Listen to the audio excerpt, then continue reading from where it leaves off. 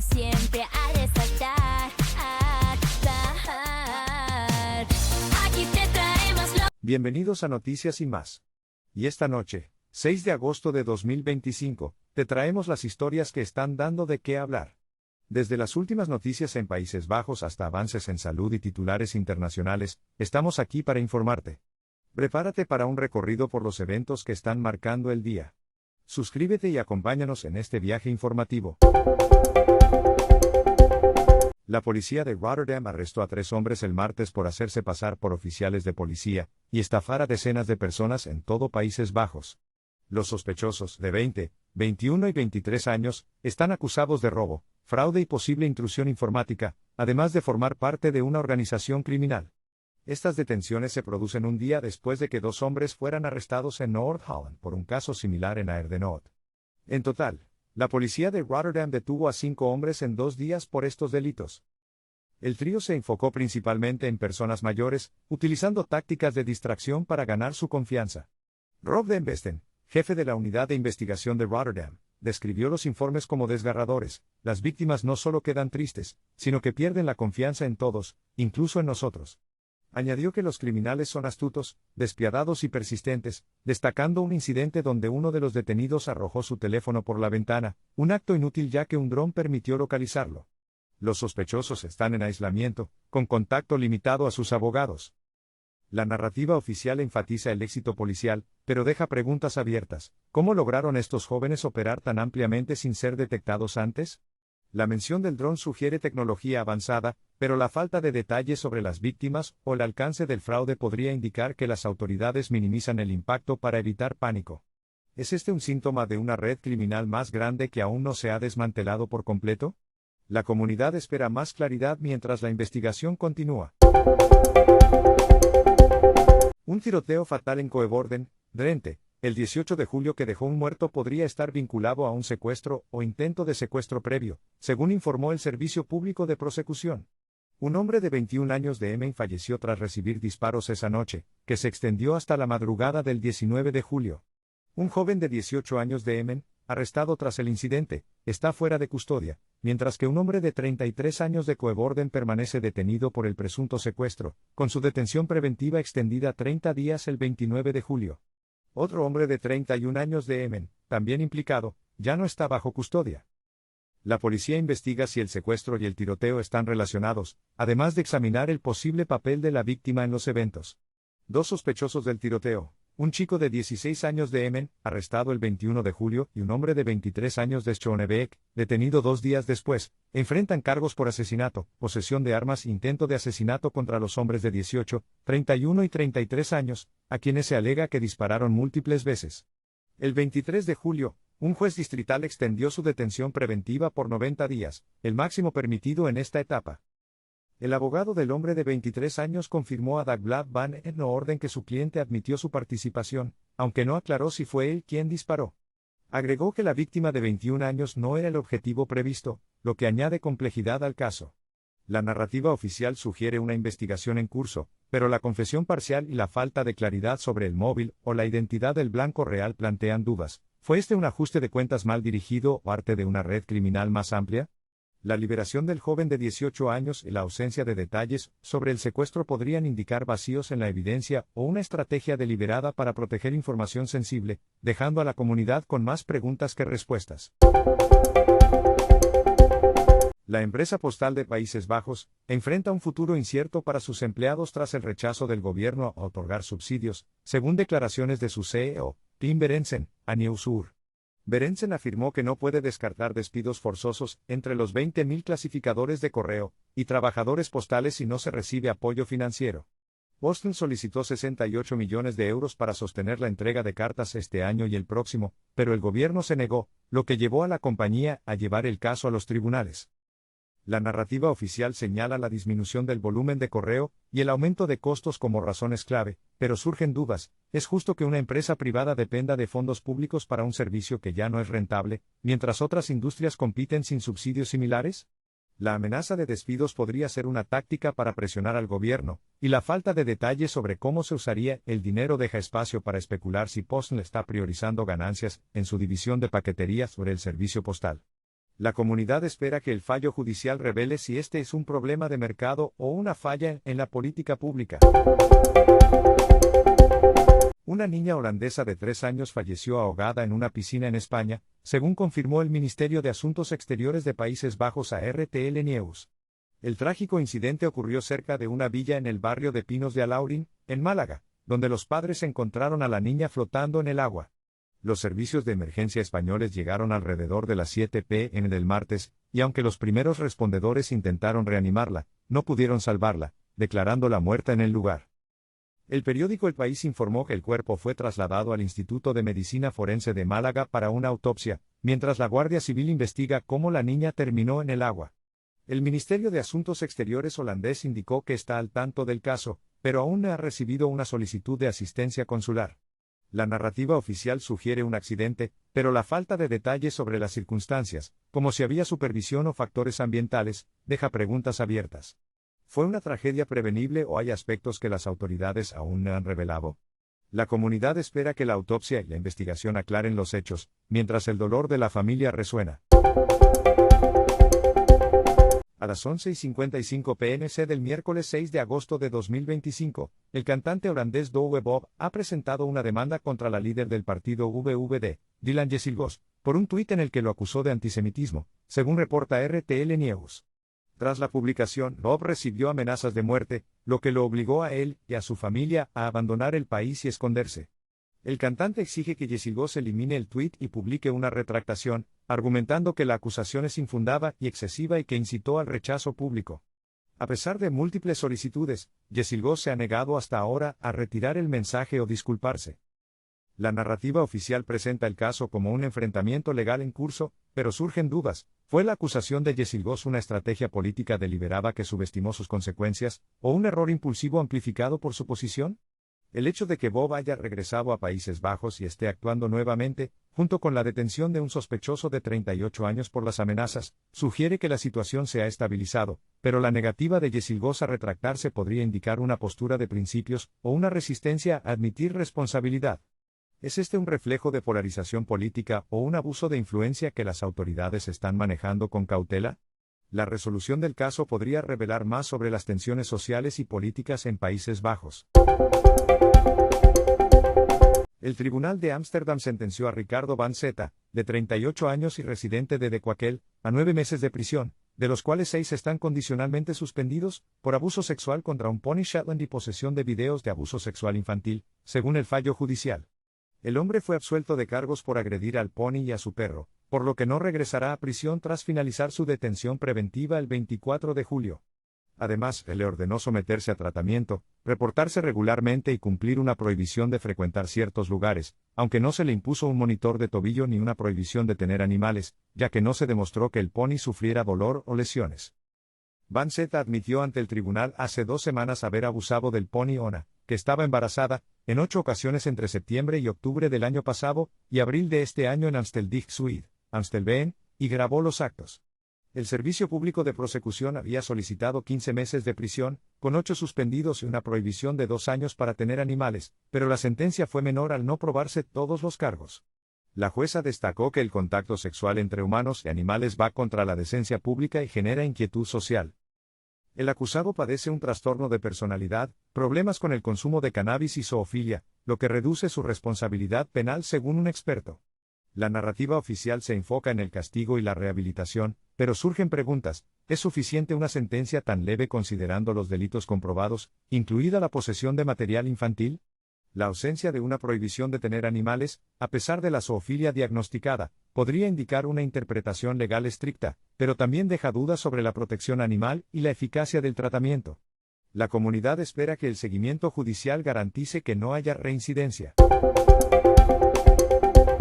Un ejecutivo y entrenador de fútbol holandés, Jamori L., de 44 años y oriundo de Ámsterdam, fue arrestado en Chipre a mediados de julio por presunto abuso sexual de menores y otros cargos graves, según reportes de The Telegraph y Fileneos. Él, quien fue presidente y accionista de la Club APA Akrotiri hasta hace poco, está bajo investigación por abusar de al menos un niño, persuadir a otros menores para que enviaran fotos desnudas y poseer pornografía infantil, además de cargos por acoso. Las autoridades chipriotas lo mantienen en custodia tras una orden inicial de 8 días extendida, mientras se indaga en incidentes que abarcan casi 2 años. El caso comenzó a finales de 2024 cuando él le contactó por redes sociales a un futbolista de 16 años de Apea Akrotiri, inicialmente para hablar de entrenamientos, pero luego envió una foto explícita y preguntó si el chico se masturbó con ella, según declaraciones de la víctima citadas por los medios. El menor afirmó que fue presionado con dinero tras rechazar inicialmente la solicitud, y confió en un compañero que también recibió mensajes similares. Otro menor de 16 años, añadido a un chat grupal en enero, aceptó 50 euros y un juguete sexual en al menos 2 ocasiones a cambio de contenido abusivo. Se alega que él intimidó a testigos, y las acusaciones abarcan de junio de 2023 a la fecha. Él, casado y padre de 2 hijos, transformó a Apea Akrotiri desde 2020, llevándola de la 4ª división a la 2ª división chipriota tras un segundo lugar en la temporada 2024-2025. Con un pasado en clubes como FC Twente, Colorado Rapids y FC Utrecht, su carrera incluye una suspensión de casi 7 meses por la KNVB en 2011-2012 tras amenazas violentas y un incidente con tarjeta roja, que él negó y llevó a tribunales sin éxito total. Fuentes anónimas en Chipre sugieren que su influencia ha silenciado a muchos en el fútbol local, donde nadie se atreve a hablar. La narrativa oficial destaca el arresto y la investigación, pero plantea dudas. ¿Es la magnitud de su poder en el fútbol chipriota la razón detrás del silencio, o hay fallos en la supervisión que permitieron que esto se prolongara? La absolución de demandas pasadas y su historial controvertido sugieren que pudo haber evadido scrutiny antes. ¿Es este caso un síntoma de corrupción encubierta en el deporte o un incidente aislado amplificado por su perfil? Un video que circula en Dumper desde el domingo ha llamado la atención tras mostrar a una persona trepando un poste de tráfico, posicionándose sobre una señal y tratando de patear otra con el pie, un acto que ha generado alarma pública. La policía, tras revisar el video, ha instado tanto al individuo involucrado como a posibles testigos a presentarse para esclarecer los hechos, destacando la peligrosidad del comportamiento. Posteriormente, los bomberos intervinieron para retirar la señal suelta, evitando riesgos adicionales. La narrativa oficial se centra en la solicitud de cooperación ciudadana y la acción inmediata de las autoridades, pero surge la pregunta, ¿fue esto un acto impulsivo por atención o parte de un patrón más amplio de comportamiento temerario, como los casos previos de trepar postes en busca de fama? La falta de detalles sobre la identidad del agresor o el contexto exacto, si fue bajo influencia o durante un evento, podría indicar que las autoridades están manejando el caso con cautela, posiblemente para no avivar especulaciones. La comunidad espera que la investigación revele más, mientras el video sigue generando reacciones en línea. Un trágico accidente en la autopista A2 cerca de Maaresse, Países Bajos, ocurrido la madrugada del sábado 2 de agosto alrededor de la 1 a.m., dejó un saldo de un hombre muerto y varios heridos, según reportes recientes. El incidente involucró a 3 vehículos, un coche español, un taxi y un coche con matrícula neerlandesa. La víctima fatal, un hombre que viajaba en el coche español, fue arrojada del vehículo por la colisión y falleció en el lugar, mientras otro ocupante del mismo coche resultó gravemente herido y fue trasladado al hospital. El taxista salió con heridas leves y también recibió atención médica. La policía detuvo a 2 personas del coche neerlandés, el conductor, sospechoso de conducir bajo la influencia del alcohol, y un pasajero que aparentemente tiene una condena de prisión pendiente por cumplir. La autopista fue cerrada durante horas entre las salidas de Budel y Maaresse para un exhaustivo análisis forense, y actualmente solo el carril izquierdo en dirección a Budel permanece cerrado. Las autoridades están investigando las circunstancias exactas del choque, pero la narrativa oficial se limita a confirmar las detenciones y el estado de las víctimas. Sin embargo, surgen interrogantes. ¿Fue el alcohol del conductor neerlandés el único factor determinante, o hay detalles adicionales, como una posible persecución o imprudencia extrema, que no se han divulgado? La presencia de un pasajero con antecedentes penales y la gravedad del impacto, que lanzó a un ocupante al otro lado de la carretera, sugieren que podría haber más detrás de lo reportado. La rapidez en cerrar la vía, y el uso de pantallas de privacidad podrían indicar un intento de controlar la narrativa, dejando a la comunidad con dudas sobre la transparencia de la investigación en curso. Un incidente insólito ocurrió el pasado domingo 3 de agosto en Tilburg, Países Bajos, cuando una Vrachtwagen, camión, perdió parte de su carga de productos lácteos en la intersección de la Ringbaan West y la Lage Witsiebaan. Según reportes, Los contenedores rodantes con yogures, leches, mantequillas y postres se desplomaron sobre la carretera tras un fallo al abrirse la puerta trasera al arrancar el vehículo en un semáforo, dejando el asfalto cubierto de una mezcla de productos intactos y dañados. Los omstanders, testigos, no dudaron en aprovechar la oportunidad. Decenas de personas, armadas con bolsas, cestas y hasta sus propios autos, recogieron rápidamente lo que aún era usable, convirtiendo el caos en una especie de venta gratuita improvisada. Aunque algunos ayudaron a limpiar, la escena pronto se tornó caótica, con vecinos pisando en el desastre lácteo bajo la lluvia, lo que empeoró la situación. La policía intervino para cerrar una vía y llamó a una limpiadora de carreteras, pero no se reportaron heridos. La narrativa oficial presenta el evento como un accidente con un toque de humor local, destacando la iniciativa de los vecinos, pero surgen preguntas. ¿Fue un error del conductor o una falla de seguridad en el camión lo que provocó esto? ¿Y por qué no se impidió que la gente tomara la mercancía, que técnicamente pertenece a una empresa? La rapidez con que los omstanders actuaron podría reflejar necesidades económicas, pero también deja dudas sobre la legalidad de apropiarse de bienes ajenos, incluso en un accidente. ¿Es esto un reflejo de la cultura de aprovechar oportunidades o un vacío en la respuesta oficial que podría repetirse? La comunidad sigue hablando del tema, mientras las autoridades no han comentado más allá de la limpieza. Un grave incidente ocurrió el lunes 4 de agosto alrededor de las 6:30 p.m. en Flipgeserv, Kiel, cuando un automovilista embistió una vivienda, causando una extensa devastación. El vehículo, tras desviarse de un camino peatonal, derribó un equerc, arrasó un área de juegos con un equipo infantil, atravesó un seto de madera y chocó violentamente contra la fachada de la casa, dañando gravemente una ventana, una puerta y parte de la pared exterior. El impacto desprendió la gasmeter de la caja de contadores, lo que llevó a la evacuación de emergencia de 11 viviendas adyacentes como medida de precaución.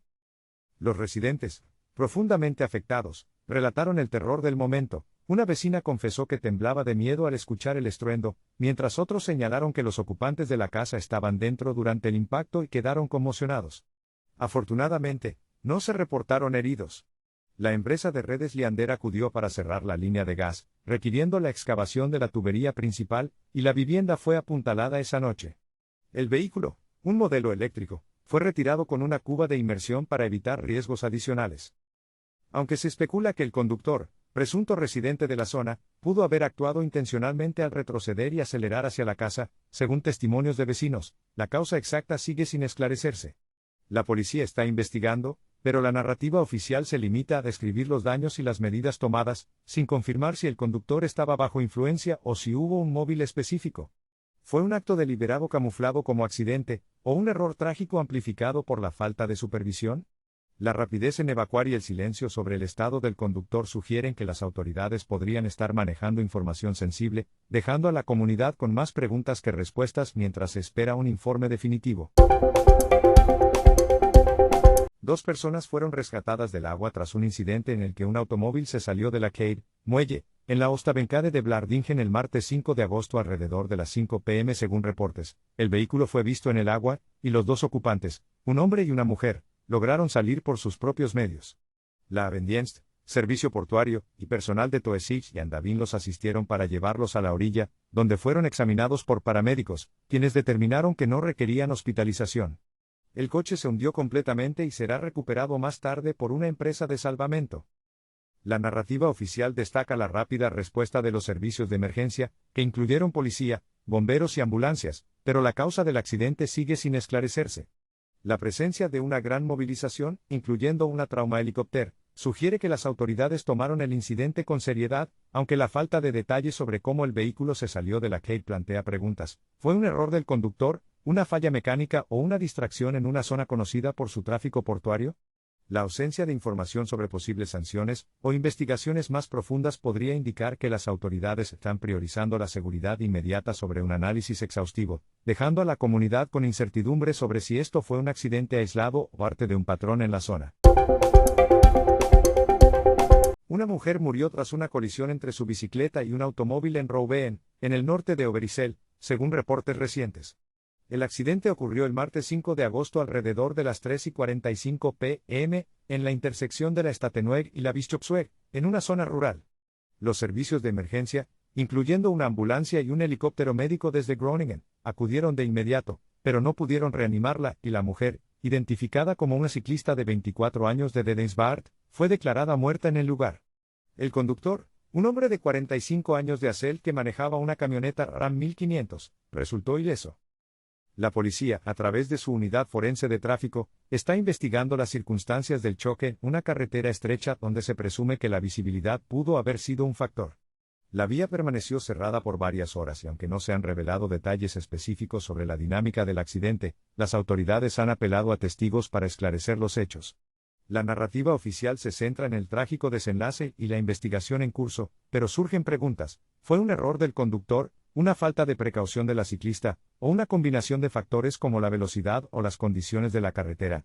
La falta de información sobre si el conductor será investigado más a fondo, por ejemplo, por posible distracción o exceso de velocidad, podría sugerir que las autoridades están manejando el caso con cautela, quizás para evitar especulaciones prematuras. La comunidad conmocionada espera respuestas que determinen si este fue un accidente prevenible o un trágico imprevisto. Ahora pasamos a nuestro próximo segmento, la salud. Médicos están advirtiendo sobre el uso del Benadryl, un medicamento de venta libre cuyo ingrediente principal, la difenhidramina, está siendo considerado obsoleto y potencialmente peligroso, según reportes recientes. Expertos señalan que, aunque es común para tratar alergias y promover el sueño, sus efectos secundarios, como sedación, deterioro cognitivo y, en casos extremos, problemas cardíacos, superan sus beneficios, especialmente con el uso prolongado o en dosis altas. Se han reportado sobredosis accidentales, particularmente entre adolescentes por retos virales como el Benadryl Challenge en TikTok, y un posible vínculo con el riesgo de demencia en adultos mayores tras uso a largo plazo. Médicos como el Dr. Saleh Hassan y la Dra. Anna Wolfson recomiendan alternativas más seguras como Claritin, Allegra y Zyrtec, que tienen menos efectos sedantes y ofrecen alivio más sostenido. Aunque la FDA no ha restringido la difenhidramina y el fabricante Kenvue defiende su uso responsable, los expertos insisten en que debe usarse solo bajo supervisión médica, no como solución habitual para alergias o insomnio. La narrativa oficial destaca su seguridad cuando se sigue la dosis recomendada, pero las críticas sugieren que su accesibilidad sin receta podría estar fomentando un uso indebido. ¿Es esta una advertencia tardía sobre un medicamento arraigado por décadas, o una reacción exagerada que ignora su utilidad en emergencias? La comunidad médica y los pacientes debaten mientras se buscan datos más concluyentes. FDA proposes lowering minimum standard sugar content for orange juice. ¿La FDA cambia el jugo de naranja? La verdad detrás de la propuesta, una noticia que comenzó como un rumor ha cobrado vida. La FDA de Estados Unidos ha propuesto ajustar el estándar de identidad para el jugo de naranja pasteurizado, reduciendo el mínimo de sólidos solubles de 10.5% a 10%. ¿Es esto un paso hacia una dieta más saludable o un favor a la industria cítrica de Florida? Vamos a desentrañar los hechos y las preguntas que quedan en el aire. El origen de la propuesta. Todo comenzó con una petición en 2022 de la Florida Citrus Processors Association y Florida Citrus Mutual, que alertaron sobre la caída del contenido de azúcar en las naranjas debido a la enfermedad del citrus greening y el impacto del huracán Irma en 2017.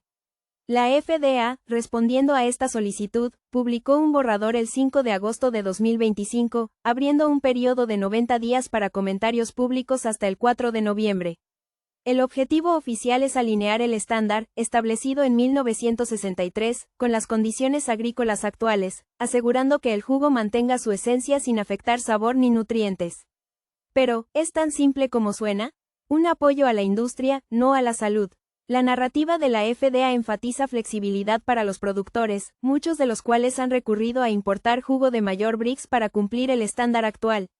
Esto protege empleos en Florida, donde la producción ha caído drásticamente, pero también plantea dudas. La reducción de 0.5% en el Brix, de 18 a 17 gramos de azúcar por porción, es mínima, y la agencia asegura que el impacto en el sabor será imperceptible.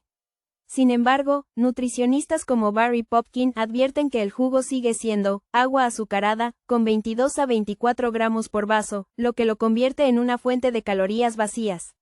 La Academia Americana de Pediatría recomienda frutas enteras por su fibra, limitando el jugo a 4 onzas diarias para niños pequeños. Entonces, ¿por qué ajustar un estándar si el debate sobre los azúcares naturales sigue abierto? Pregunta sin respuesta. La propuesta llega bajo la administración Trump, con figuras como Robert F. Kennedy Jr. y Marty McCarthy vinculadas al proceso, aunque su rol exacto sigue poco claro. Algunos ven esto como parte de una agenda, Make America Healthy Again.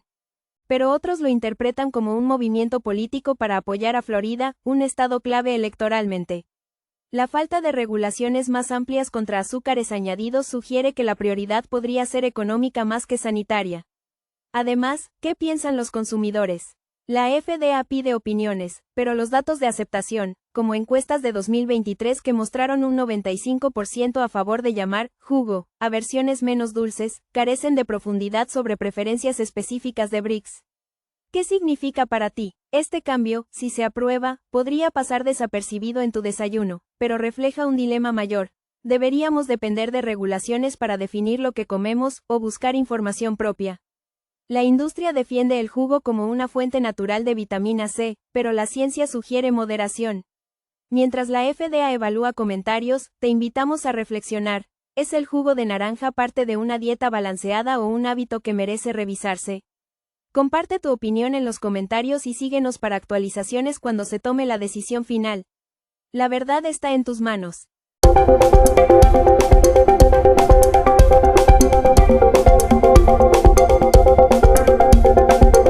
La idea de mejorar la salud intestinal con remedios caseros basados en plantas ha ganado atención, especialmente con la popularidad de enfoques naturales.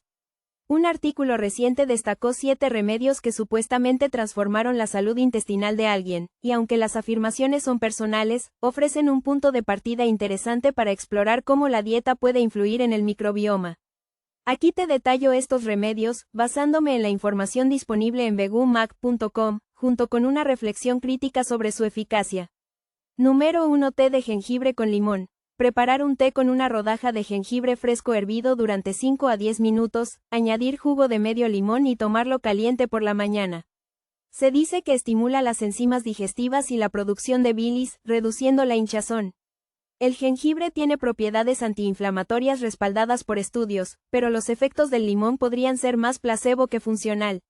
Número 2. Semillas de chía en gel. Mezclar una cucharada de semillas de chía con medio vaso de agua, dejar reposar 10 minutos y consumir solas o en smoothies.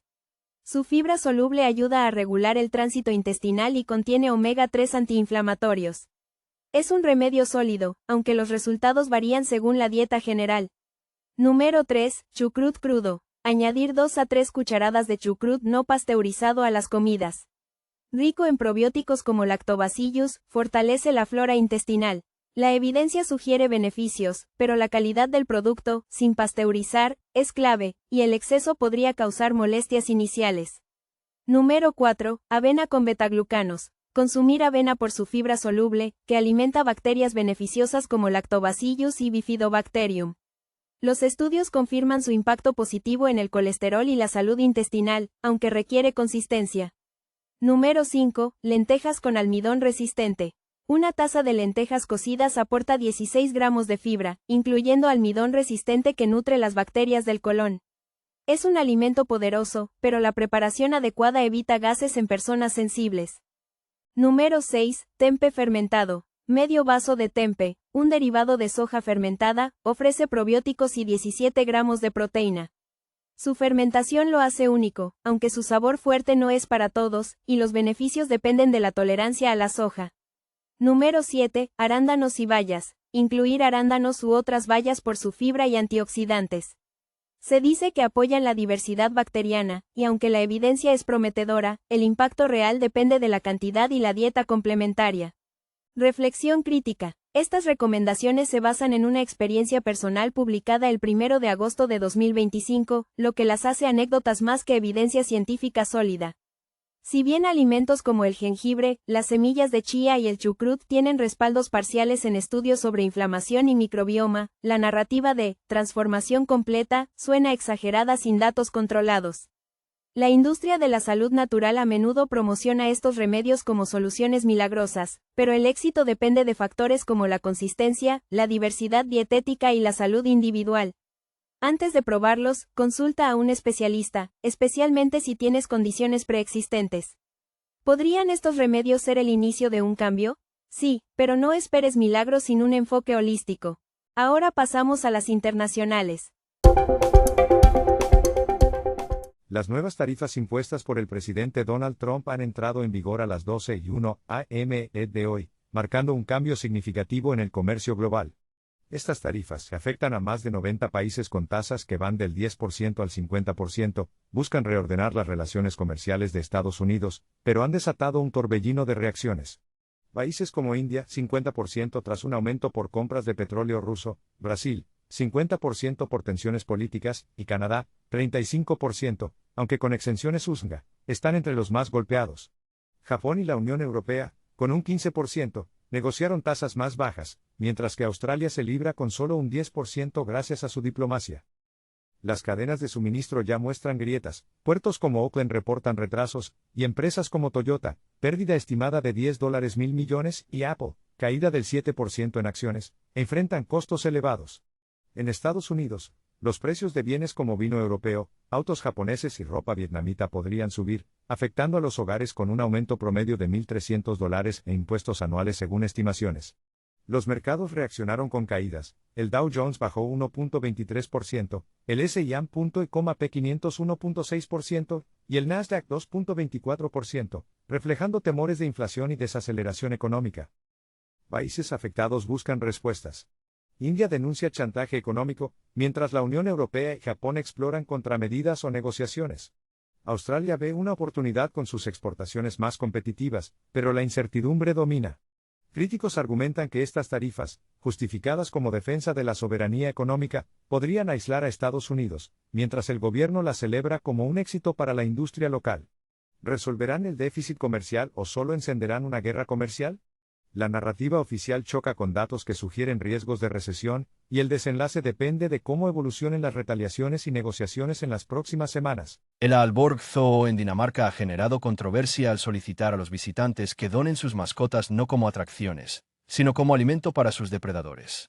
Según información reciente, el zoológico lanzó esta iniciativa a través de un post en Facebook el 31 de julio, pidiendo animales como gallinas, conejos, cobayas e incluso caballos que, por diversas razones, necesiten ser sacrificados. Estos serían gentilmente eutanizados por personal capacitado y luego utilizados para alimentar a carnívoros como linces europeos, leones y tigres, argumentando que esto imita la cadena alimenticia natural y promueve el bienestar de los animales en cautiverio. El zoológico asegura que esta práctica, común en Dinamarca, permite que nada se desperdicie y ofrece a los donantes de caballos una deducción fiscal basada en el valor del animal, siempre que cumpla condiciones como no haber recibido tratamiento médico en los últimos 30 días. Sin embargo, la propuesta ha desatado reacciones encontradas. Algunos la ven como una solución práctica para mascotas al final de su vida, mientras que otros la consideran un acto cruel o una excusa para evitar costos de alimentación comercial. La narrativa oficial de la Aalborg Zoo, respaldada por su directora adjunta Pia Nielsen, defiende que los carnívoros necesitan carne con piel, huesos y órganos para una dieta natural, un enfoque que contrasta con las prácticas de zoos estadounidenses, donde la Asociación de Zoológicos y Acuarios, AZA, desaconseja solicitar mascotas como alimento. Este no es el primer escándalo de este tipo en Dinamarca. En 2014, el zoológico de Copenhague sacrificó una jirafa sana, Marius, para evitar cruces genéticos, alimentándola a sus leones, lo que también generó indignación. ¿Es esta una medida ética para el bienestar animal, o un reflejo de una filosofía zoológica cuestionable? La falta de detalles sobre el proceso de eutanasia y las reacciones mixtas en redes sociales, desde apoyo hasta rechazo, sugieren que el debate está lejos de resolverse. Podría ser un intento pragmático de gestión zoológica, pero también plantea dudas sobre el respeto hacia las mascotas y la presión sobre dueños en situaciones económicas difíciles. La comunidad internacional observa cómo evoluciona esta práctica en los próximos días. Las tensiones en la crisis del Medio Oriente alcanzan un punto crítico mientras el primer ministro israelí, Benjamin Netanyahu, prepara una reunión de su gabinete de seguridad esta tarde para discutir la ocupación total de la Franja de Gaza. Esta medida, que ha generado alarma internacional, ocurre tras el colapso de negociaciones indirectas con Hamás, y en medio de un deterioro humanitario severo, con temores tanto por los palestinos como por los rehenes israelíes aún cautivos. La propuesta incluye enviar tropas a las áreas restantes de Gaza, aproximadamente el 25% del territorio donde más de 2 millones de palestinos se han refugiado tras la destrucción masiva causada por 22 meses de conflicto. Organizaciones de ayuda, como la ONU, advierten que esto podría resultar en más muertes y desplazamientos masivos, con un informe reciente destacando que solo el 8.6% de las tierras agrícolas de Gaza son accesibles, y un 1.5% está intacto. La hambruna ya ha cobrado la vida de al menos 190 personas, incluyendo 94 niños, según el Ministerio de Salud de Gaza, y las agencias humanitarias denuncian que las restricciones israelíes impiden la distribución efectiva de ayuda, con cientos de camiones esperando en la frontera egipcia. Por otro lado, las familias de los aproximadamente 20 rehenes vivos, de un total de 50 aún en Gaza, con 27 declarados muertos por el ejército israelí, han protestado enérgicamente. Esta mañana, un grupo de familiares zarpó desde Ashkelon en botes con pancartas exigiendo su liberación, temiendo que una ocupación ponga en riesgo sus vidas. Videos recientes de rehenes como Eviatar David, mostrando su estado de desnutrición extrema, han intensificado la presión pública y las críticas hacia Netanyahu, con algunos sugiriendo que esta escalada podría ser una táctica para forzar a Hamás a ceder en las negociaciones. El plan enfrenta oposición interna y externa.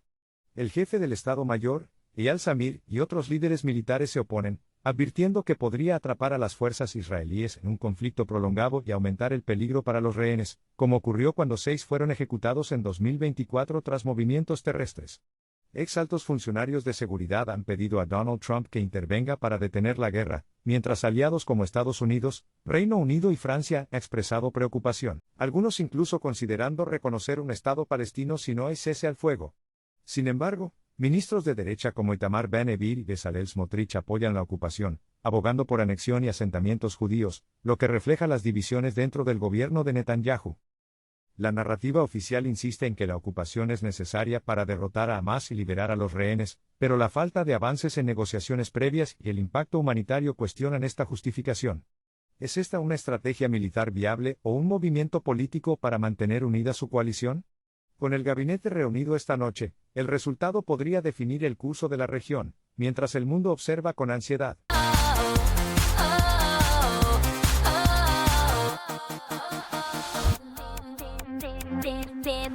Bienvenidos a Noticias y Más, canal vibrante desde Rotterdam, historias que importan sin parar, la verdad y pasión siempre